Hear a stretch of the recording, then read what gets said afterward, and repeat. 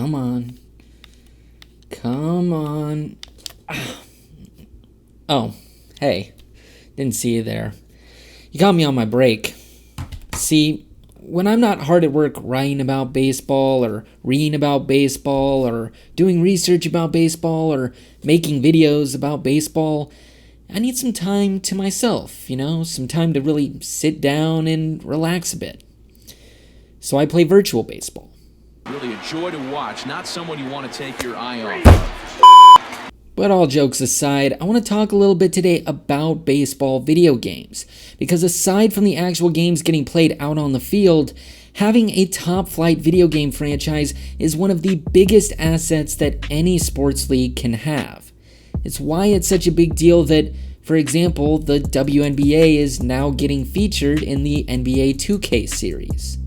Video games present their sport in a fun and fast-paced environment that showcases all of the best players in that sport, and most importantly, puts you, the individual player, in the driver's seat, making you more invested in the sport and a more engaged fan as a result.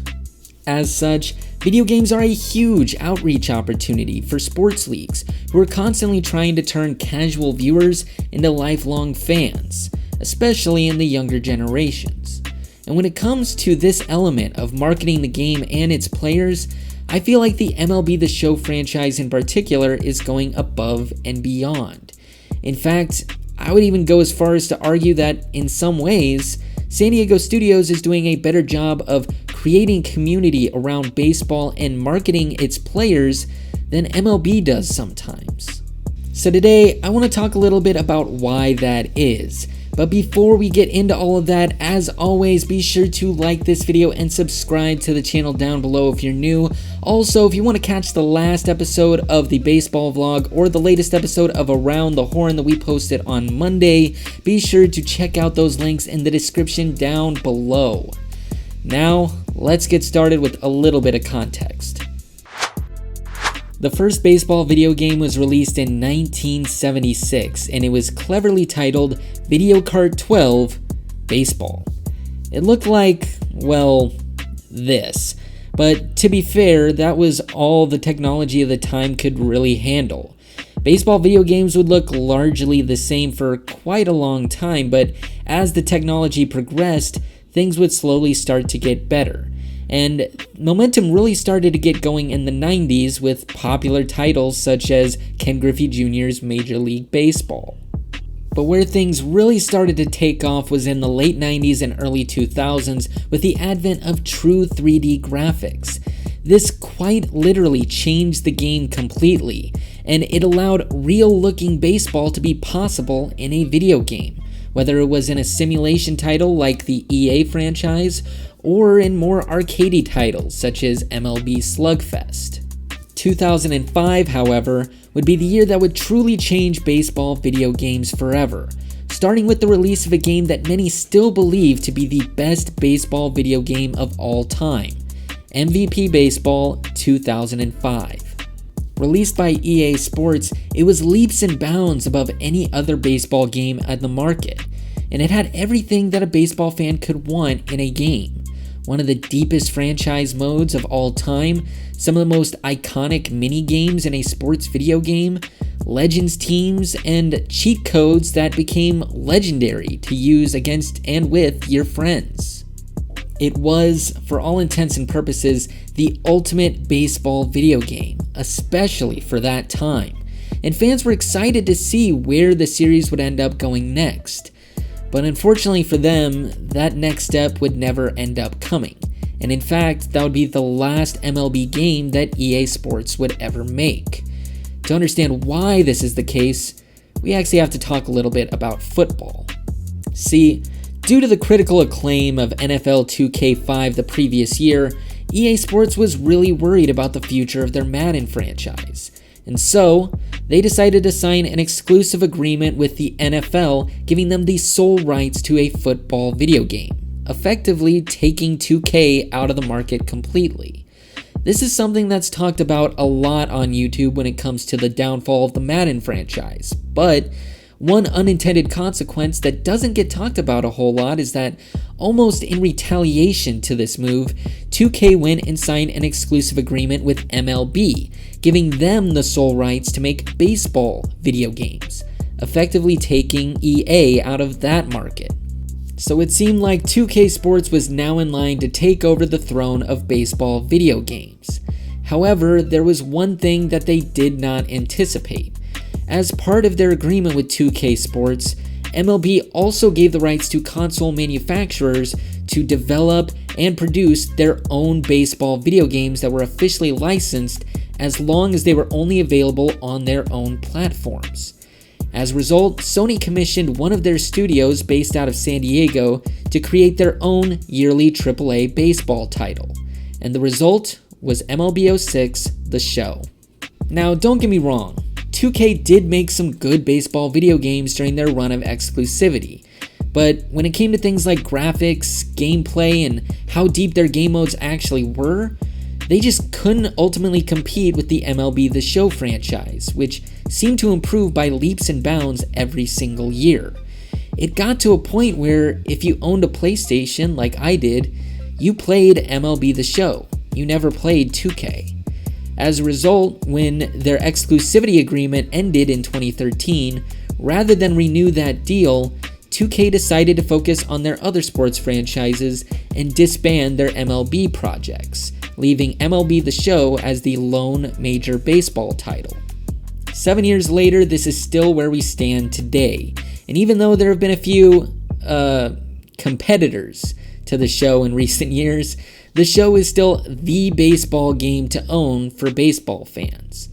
But why is this such a good thing for the marketing of baseball in general? Well, for me, it comes down to three key factors about the game. One of the things the show franchise has done particularly well, especially in recent years, is that the content of their games is always intertwined with what is going on the field, even beyond the usual weekly roster updates. The best example of what I mean by this is probably their collaboration with Topps and their Topps Now collection. See, the main game mode in MLB The Show is their card collecting mode called Diamond Dynasty. The idea behind it is that you build a fantasy team with legendary players by collecting virtual baseball cards that correspond to actual players that you can use in the game. You can then play your team against other people's teams online or in the various game modes hidden within that mode. Now, for the last couple of years, Topps has been doing this special thing called Topps Now, where they release a new set of limited edition baseball cards every week of the baseball season, commemorating all the crazy and awesome moments from that week. A couple of years ago, MLB The Show decided to partner up with them and actually put all of those Topps Now cards into the game and correspond them to their actual video game avatars. And the greatest part about it is that in order to acquire these cards for your Diamond Dynasty team, you actually have to recreate the moments on the cards inside of the game. It allows you to not only see what is going on the field and all the cool things that are happening across MLB, it actually allows you to be in the driver's seat and recreate all of those moments for yourself.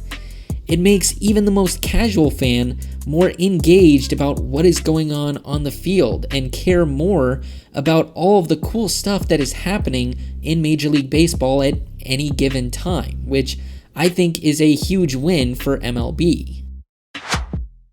Next, I want to talk about the show community, and especially its content creators, because they're really changing the way that people are seeing and interacting with the game, particularly in the younger generations. You see, for decades we've had the same kinds of talking heads, the same former players, and the same reporters talking in the same formats on TV all the time. But with the advent of new media comes the ability for new content to be made, and new types of people to make that content. When it comes to sports in general, video game streamers have been a huge part in this shift to new media. To their credit, San Diego studios understood this, and last year they actually invited a bunch of their top content creators on both Twitch and YouTube to partner up with them and become a part of the development process and the game itself. This has led to a mutually beneficial relationship on both sides, where the game would get more publicity through its content creators, and the content creators would gain access to a much larger audience. And because they have a much larger audience, this has really helped a lot of these content creators to build up their brands and really branch out with their baseball content. Possibly the biggest example of this has been the YouTuber Fuzzy. Since becoming a Sony partner early last year, his channel has grown to over 200,000 subscribers, making him not only one of the biggest MLB The Show content creators on the platform, but one of the biggest baseball content creators in general. Through this huge amount of growth, he has been allowed to make bigger and better MLB content over the last year, from his daily MLB recap show, to his collaborations with MLB themselves, to even collaborations with MLB players, such as his appearance on Trevor Bauer's show early last week. It makes me so happy seeing SDS promoting these content creators and giving them access to a bigger platform through which they can share their love of the game with everyone else. It's huge for these content creators, and personally, I think it's huge for baseball in general, because honestly, I think that the future of MLB media and sports media in general is going to look a lot more like Fuzzy and a lot less like the talking heads on ESPN. Finally, I want to talk a little bit about something that San Diego Studios did this year that I personally think is a great move for baseball going forward. See, this year's version of the game was the very first edition with full minor league rosters already built into the game. Now, this is great for things like adding realism to your franchise mode or your career mode, but in SDS's case, this was also really good for a more far-reaching reason. You see, in a card collecting mode like Diamond Dynasty, it can be so easy for developers to get in a rut, putting in the same players over and over and over again. And for SDS, they could have really just added 8 different Ken Griffey Jr.'s to the game and called it a day.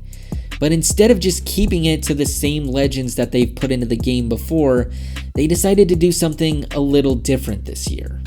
Because they had the minor league rosters available to them for the first time, they went through those rosters and created souped up prospect and future stars cards for every single team's top prospects, which doesn't seem like it would be that big of a deal, but in the grand scheme of things, it actually kind of is. Marketing the future of the game has always been a tricky proposition for MLB, largely because, unlike a lot of sports, there's so few surefire prospects in baseball. As a result, you'll see the 2 or 3 biggest prospects get talked about a lot on MLB Network and MLB's social media pages, but the rest of the top prospect lists are virtually unknown to all but front office guys, writers, journalists, and a handful of baseball nerds. But because SDS went through the effort of showcasing these players, so many casual baseball fans are getting to hear about them for the very first time. And as a resident baseball nerd, it makes me so happy seeing people get so excited about players like Kyle Wright, Nick Lodolo, Alec Thomas, Brusdar Graterol, and Brandon Marsh at a national level. Sports leagues really live and die by how they transition from one set of faces of the league to another. NASCAR in particular is an example of a sport that has really struggled with this, and it has severely hurt their growth over the past few years. If MLB doesn't want to end up the same way, we do have to be better about how we market the future stars of our sport. And to their credit, SDS has done a really good job of doing this for MLB over the course of this past year. And in the future, it looks like that impact could be even bigger. I mentioned earlier on that up until this point, MLB The Show has always been a PlayStation exclusive. But starting with next year's version of the game, MLB The Show is going to be coming to all video game platforms, which is obviously a huge opportunity for San Diego Studios. But it's also a huge opportunity for Major League Baseball. If this game can continue to be a great representation of our sport and showcase how fun and exciting this sport and its players can be, I think we can convert so many new fans to the game over the next few years. But with that being said, I pass things off to you now. What do you think of MLB The Show, and what's your favorite baseball video game of all time? let me know in the comments section down below. But for right now, that's going to do it for this edition of the baseball vlog. I hope you enjoyed this video. If you did, be sure to like this video and subscribe down below. It really helps us grow the channel. Also, if you're in the mood for more baseball news, commentary, and analysis, be sure to check us out on our website, readthediamond.com. And if you want to be updated whenever we put up new articles or new videos, be sure to follow us on social media at The Diamond US on Facebook, Twitter, and Instagram. Links to those social media pages, as well as all of the links I talked about in this video, are in the description down below. A new video is coming on Monday, but until then, I hope you have a great weekend. Thank you for watching, and I'll see you next time.